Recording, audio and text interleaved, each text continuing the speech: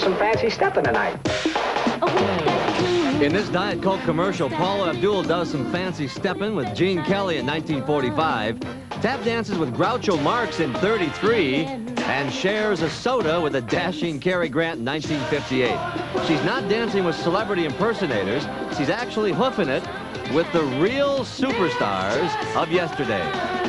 You're not so bad yourself. How'd they do that? In a surreal way, this commercial blends the present with the past. With old film and modern technology, the soft drink company was able to blend a current pop star with these legends. When Diet Coke first came to me with an idea and a storyboard to use Cary Grant and Groucho and Gene Kelly in this spot, I was so excited because they are extremely different icons that I truly love.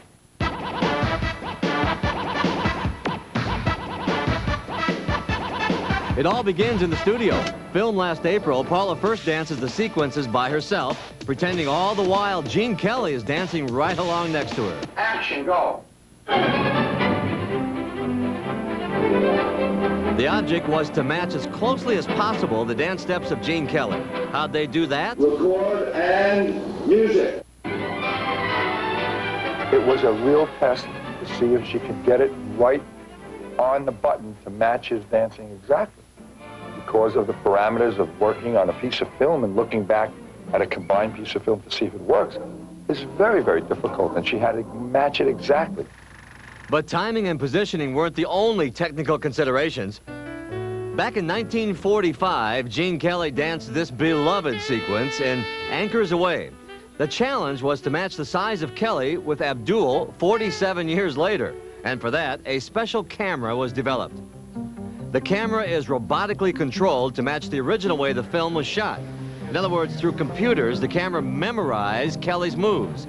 On the set, it was up to Abdul to follow the robotic camera, which of course knew what Gene Kelly was doing.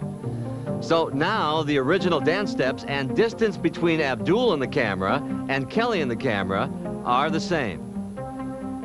In order to determine where and how real shadows would fall if Gene Kelly were actually dancing on the same set, a stand-in did the same number.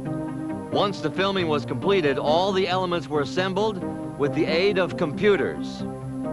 Of course, that also meant getting rid of a very youthful Frank Sinatra. The first step was isolating Gene Kelly from the original scene. This is done by transferring the original film clip onto digital videotape, and then a cutout or video mat of his image was made.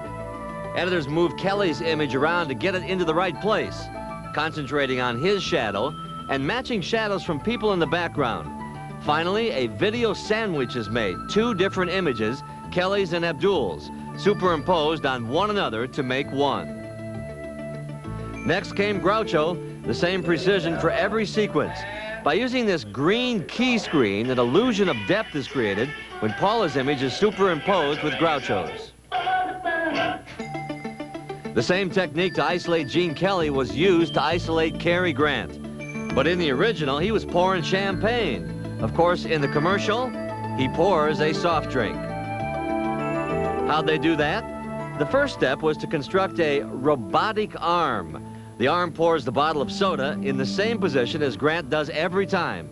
A cutout mat is made to isolate the bottle. Grant's image has already been lifted from the original film, so now, in another video sandwich, Grant, Abdul, and the background are combined to make one image.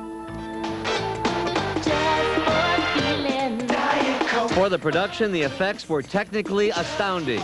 For the soft drink company, one of the most expensive commercials they ever made. And for us, a perfect subject for how'd they do that.